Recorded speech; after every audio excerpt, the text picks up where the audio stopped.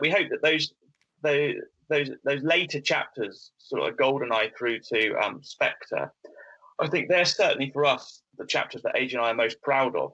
I mean, proud of the whole book, but because so much has been written about the classic Bond movies. There's the books, there's the incredible special edition Blu-rays which have got the commentaries, and I've got all of the documentaries.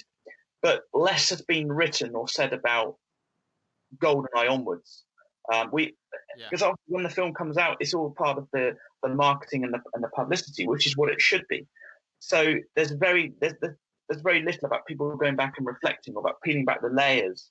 And we were very lucky to get some really interesting interviews. For example, Pierce Brosnan talked to us at length. We spent a long time talking to him for the book, and him reflecting on it, and so many new stories, such an interesting insight into what it was like for him to come into this, and his memories and anecdotes. Obviously, of course, about GoldenEye in particular, the one that I think is his favourite, as you saw from the watch along the other day.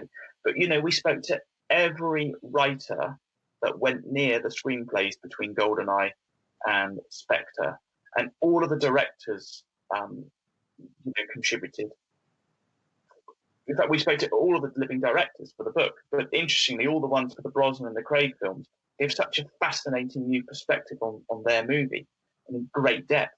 So I think for us, they're the chapters which, when we finished writing, we thought, yeah, this is probably where it's at its best, where we really brought new material to the table. When you were writing it, and like at the very start, did you imagine that you'd be able to get Pierce Brosnan to sit down with you and talk to you at length about it? Were you confident that was going to happen, those sort of key interviews? I don't think we ever thought that we would definitely get Pierce Brosnan to give us an extensive interview. I think what you have to do, James, is I think when you start a project like this, and it's the same with the Italian Job, or it's the same if I'm making a documentary. I'm in a documentary on Terminator 2 for Studio Canal for their latest Blu-ray release.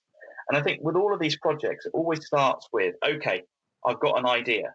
Now I've got to try and get people on board. It's like producing a picture. You've got to position it so that they realise that they're in safe hands. So you're not trying to expose them or trip them up or do anything like that when you go for somebody high profile. You want them to believe in what you're doing, and that what you're doing is you're just trying to tell the truth. You're just trying to tell the story.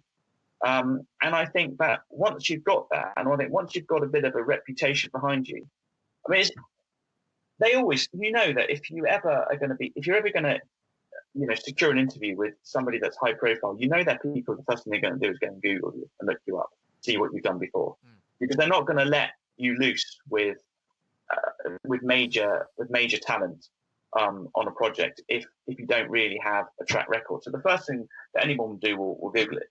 It's like, if anybody wants to interview me, I'm intrigued to know who that person is. I'm going to go and look them up. I want to know about them. And I think that's probably where you win, is that if you've got an interesting track record, they'll talk to you. So no, we didn't for a single minute believe that all these people would talk to us. But as we got more people on board, it was easier to get other people. And I think, I've got a reasonably good reputation in the Bond world. We know our subject. We've been in and around the Bond subject for a long time. I think we're trustworthy, and people feel comfortable with us. So I think that, in a way, that's really played to our benefit. And we're obviously very proud of the book, and we have such a positive response from it. And I think what's most rewarding for us is that when people like you, James, explain how you use the book when you're watching GoldenEye the other day, and then how you find me and you want to talk about it. And so all of a sudden, writing something like that, which takes a long time, really pays off. And that's what's most rewarding when you write anything. I mean, you're a creative. Yeah, I think what I appreciate as well about the book is that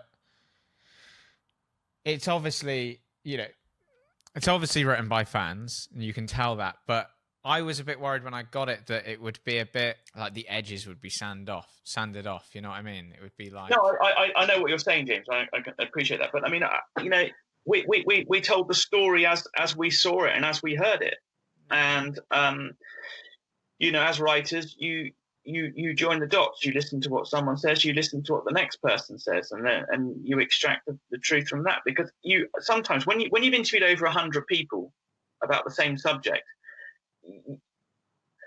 people will remember things in different ways, and sometimes they'll remember it wrong, and they've got it wrong because you've got dates in front of you, you've got more reliable sources on that particular story, so that's what you go with. So you kind of make decisions through the writing as you go through, because you can talk about one scene, you've got 10 people talking about it. Well, you're going to take the most what you believe to be the most reliable account of that.